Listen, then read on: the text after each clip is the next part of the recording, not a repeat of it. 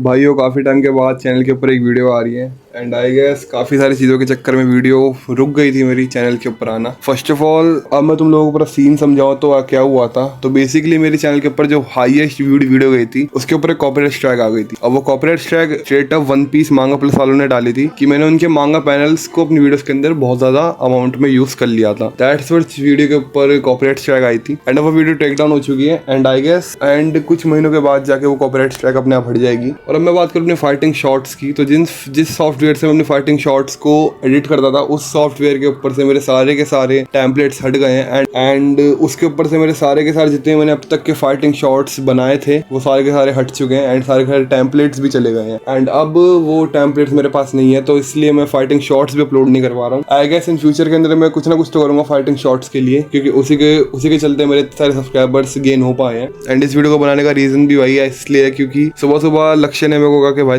तेरे 12 सब्सक्राइबर्स नहीं बढ़ रहे हैं। उस चीज के बाद आज मैं रिकॉर्डिंग करने बैठ गया हूँ एंड फाइनली वन पीस का चैप्टर 1147 आउट हो चुका है, जिसके अंदर काफी सारी चीजें हमें देखने को मिली है। चैप्टर का नाम है the thing that we fear. अगर हम बात करें हमारे पिछले चैप्टर्स के बारे में तो ज्यादा कुछ नहीं हुआ था। सोमोरस ने सॉल को डिफीट कर दिया था एंड गंको ने स्ट्रॉ हैट्स को कैप्चर कर लिया था एंड उसके बाद से हमारा ये वाला चैप्टर कंटिन्यू हो रहा है। और इस चैप्टर के अंदर हमें होरी नाइट्स के प्लान का पूरा पता लग जाएगा कि वो क्यों एल्बाफ के ऊपर आए थे और उनका मेन मोटिव क्या है एल्बाफ के ऊपर आने का, और वो क्यों बच्चे को किडनैप कर। इसी के साथ इस वीडियो को स्टार्ट करते हैं and let's roll the intro. And chapter के कवर पेज के अंदर हम दोबारा से वहां हुए हैं जहाँ पे यामाटो सेलिब्रेट करे अपनी विक्ट्री को जो उसने हुजू के बेस के अंदर अचीव करी है। इसी के साथ अगर हम चैप्टर के अंदर आगे बढ़ते हैं एंड चैप्टर की स्टार्टिंग होती है सॉल के फ्लैशबैक से, जहाँ पे सॉल कहता है कि होली नाइट्स को मैं जानता हूँ, ये लोग इमोर्टल है एंड हमें इनसे लड़ने का कोई फायदा है नहीं, मतलब क्योंकि ये लोग मरते ही नहीं कभी। And Saul Chopper and Robin को कहते हैं कि तुम लोग ना यहाँ मेरी बियर्ड के अंदर छुप जाओ ताकि जब सारी चीजें शांत हो जाए तब जाकर तुम यहाँ से बाहर निकल जाना। 2 लोग बचे थे ओरा के इंसिडेंट के अंदर, बट मुझे लगता नहीं था कि नेवी इतनी ज्यादा वीक है कि वो मेरे से हार गई। एंड वहाँ पे सोमोरस साइड में देखे कहते हैं गंको को कि गंको तूने इन स्ट्रॉ हैट्स को अपने साथ लेके जाने का प्लान है, तेरा इनको छोड़ देना। एंड किलिंगम सोमोरस को कहते हैं कि भाई देख कुछ भी कर ले, हम जो काम करने अपना वो करेंगे यहाँ पे, but please straw hat Luffy से पंगा मत ले भाई, वो बंदा बहुत ज्यादा डेंजरस है। एंड यहाँ पे नामी एंड वो सब काफी ज्यादा डरे हुए हैं एंड नामी जीनबे को कह रही है कि भाई तू कुछ करना, तू ही तो कुछ कर सकता है हमारे बीच के अंदर, तू सबसे ज्यादा बड़ा है। एंड इधर ही साइड में सबसे तगड़ा रिएक्शन था हमारे ब्रूक का, जहाँ पे ब्रूक एकदम चिल आउट होकर बैठा हुआ है एंड वो सोच रहा है कि भाई इस लड़की को तो मैं पहले भी देख चुका हूँ। वो गंको की बात कर रहा था यहाँ पे एंड वो गंको जब उसके पास दोबारा आती है तो वो कहता है कि है यू, एंड वहीं पे गंको उसको चुप करा देती है। एंड यहाँ पे काफी सारे थ्योरीज बन रही है इंटरनेट के ऊपर कि ये दोनों एक दूसरे को जानते हैं या फिर गंको बिट्रे करने वाली है हमारे होली नाइट्स को, या फिर कुछ ऐसा कुछ सीन पानी हो सकता है आगे चल के चैप्टर के अंदर। बट यहाँ पे गंको उसको चुप करा देते हैं। गंको ब्रूक को कहते हैं कि भाई तू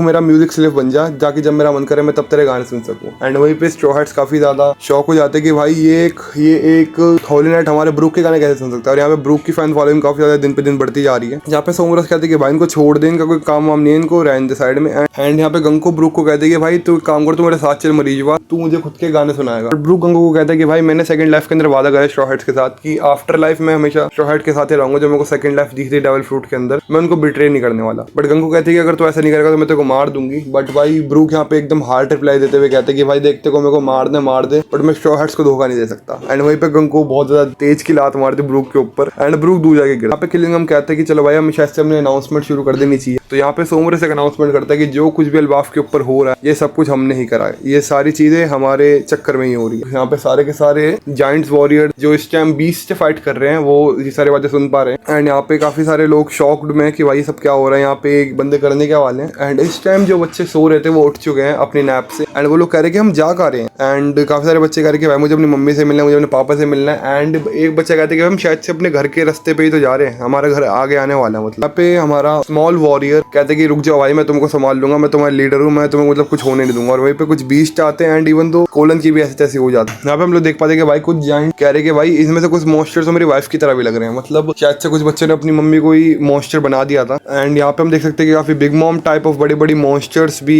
इन शिप्स को डिस्ट्रॉय कर रहे हैं। इवन दो उनकी पूरी की पूरी शिप को डिस्ट्रॉय कर दिया गया जायंट्स एंड ये लोग यहाँ सब जाने नहीं वाले। और यहाँ पे डोरियन ब्रो की सोच रहे थे कि हमें सोमोरस को जाना चाहिए डिफीट करने, बट अब उनकी शिप ही टूट चुकी है, अब वो लोग यहाँ से जाएंगे क्या। और सोमोरस इस टाइम जारुल को देख के कहते कि भाई जारुल बता हमें क्या करना चाहिए। एंड जारुल वारुल का मतलब सीन समझ नहीं आ रहा कि जारुल को वो क्यों ऐसे पूछ रहा है, क्योंकि आई गेस जारुल ही है सबसे ओल्डेस्ट गाय जो एल्बाफ के ऊपर है। एंड आई गेस जारुल एक type of king type of एल्बाफ का, तो इसलिए शायद सोमोरस जारुल से पूछ रहा है। एंड अब यहाँ से स्टार्ट होती है मेन अनाउंसमेंट, जहाँ पे सोमोरस कहता है to turn you giants into the battle slave. वो कहते हैं कि भाई मैं तुम्हारे बच्चों को हॉस्टेज बनाने वाला हूँ और हम इन सारे बच्चों को मरीजवा से ले जाएंगे और हम इनको हॉस्टेज बना देंगे अगर तुम लोग हमारी ये बातें नहीं मानोगे। अब यहाँ पे मैप दिखा दिया गया है कि कहाँ पे टीचर्स हैं एंड इस टाइम बच्चे कहाँ पर है एंड सोमोरस एंड गंको की लोकेशन कहाँ पर है। एंड सबसे आगे जो वहाँ पे मेन सिटी है वहाँ पे हमारे डोरियन ब्रोगी ये सारे लोग फाइट कर रहे हैं। एंड कैसल एंड जारुल कैसल के पास है एंड साइड में ही हमारी डोरी ब्रोगी की शिप डिस्ट्रॉय हो चुकी है। यहाँ पे काफी सारे बच्चों के यहाँ पे नाम अनाउंसमेंट कर दिए हैं। जहाँ पे पहली लड़की का नाम था इल्वा और जारुल इल्वा का नाम देके कहते हैं कि भाई इल्वा को कैसे किडनैप कर लिया भाई इन्होंने, मतलब इल्वा तो मेरी great great great grand daughter है। यहाँ पे ऐसे कुछ सारे और बच्चों के नाम बताए गए हैं। एंड एट द एंड और उसके बाद आखिर के अंदर ये लोग बताते कि हमारे पास टोटली ना पहले 9 बच्चे थे बट लास्ट के अंदर एक 10वां बच्चा भी आ गया है जो है कोलन। एंड यहीं पे गबान कोलन का नाम सुन गए थे कि वाह वाह भाई क्या नाम है कोलन। यहाँ पे होली नाइट अपनी मेन मांग रखते हैं कि उनको क्या चाहिए। वो कहते कि एल्बाफ के ऊपर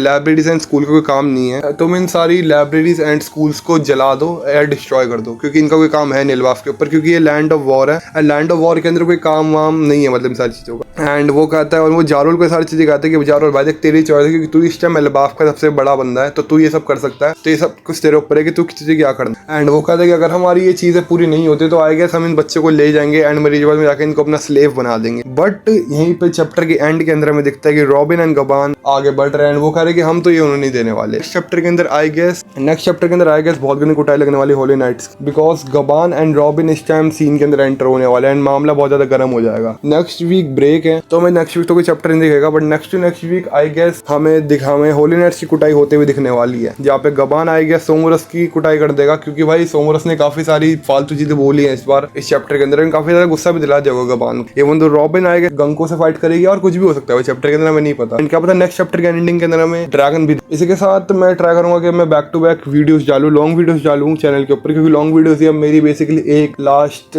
ऑप्शन बच गया है अपने चैनल को रिवाइव करने का। एंड आई गेस अब कम बैक करना पड़ेगा थोड़ा सा, क्योंकि 5 के सब्सक्राइबर्स मेरे होने वाले थे बट अब वो एकदम स्टक हो चुके हैं एंड आई गेस धीरे धीरे वो गिर ही रहे हैं, तो ये बहुत जल्दी 5 के सब्सक्राइबर्स भी कंप्लीट होंगे। एंड अभी करंटली मैं साकामोटो डेज की मांगा रीड कर रहा हूँ। जब वो मांगा खत्म हो जाएगी तो आई गेस मैं एक रिव्यू बना दूंगा उस मांगा के ऊपर। एंड बोरुटो की मांगा भी मैं साइड बाय साइड रीड करता हूँ हर महीने, तो आई गेस बोरुटो की मांगा का चैप्टर भी मैं नेक्स्ट वीडियो के अंदर एक्सप्लेन करूँ। मैं फिर मिलता हूँ किसी एक न्यू वीडियो के साथ, तब तक के लिए पीस।